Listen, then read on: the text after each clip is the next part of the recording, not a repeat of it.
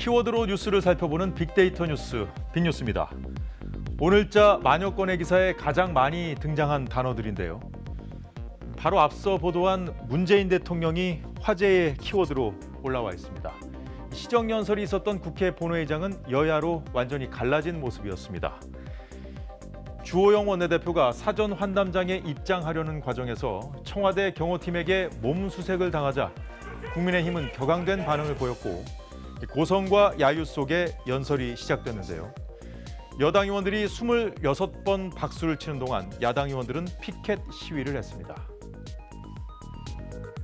야당은 예산안에 대해서도 국가 재정 위기를 가속화할 거라며 감액을 주장했는데요. 시정연설의 이런 풍경들은 이전 정부에서도 볼 수 있었다며 과거를 돌아본 보도도 눈에 띄었습니다.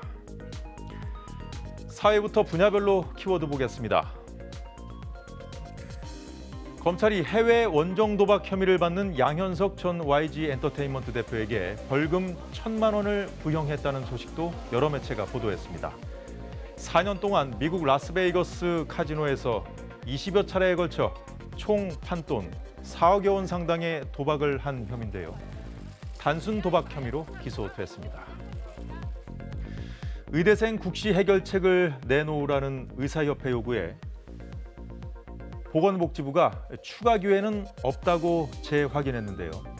정부와 의사협회는 어제 이 문제에 대해서 간담회를 가졌지만 합의점을 찾지 못했고요. 오늘 정부가 국민적 동의가 선행돼야 한다는 입장에 변함이 없다고 재차 밝힌 겁니다. 의사협회는 문제 해결이 되지 않으면 내일부터는 특단의 조치에 들어가겠다고 밝혀둔 상태입니다. 다음은 국제뉴스 키워드입니다. 중국과 타이완이 이미 전쟁 상태에 돌입했다고 한 타이완 학자의 발언이 기사화돼 관심을 끌었는데요. 사거리 125km의 초음속 대함미사일, 미국으로부터 구매한 이 하푼 미사일을 타이완이 중국 인근에 전진 배치하기로 했다는 소식과 준 전시 상황이 이어질 수 있다는 중국의 강력한 경고에도 미국이 타이완에 하푼 미사일 등 무기 수출을 추가 승인했다는 소식이 군사적 긴장감이 감도는 타이완 해협의 분위기를 전해줬습니다. 끝으로 경제 뉴스 키워드 보겠습니다. 오늘도 부동산 관련 뉴스가 쏟아졌는데요.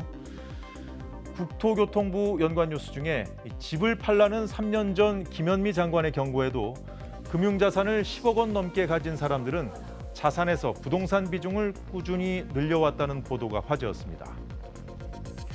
별세한 날부터 연일 올라온 이건희 삼성 회장. 가족 선영에서 영면에 들어간 오늘도 화제의 키워드였습니다. 오늘 빅뉴스는 여기까지고요.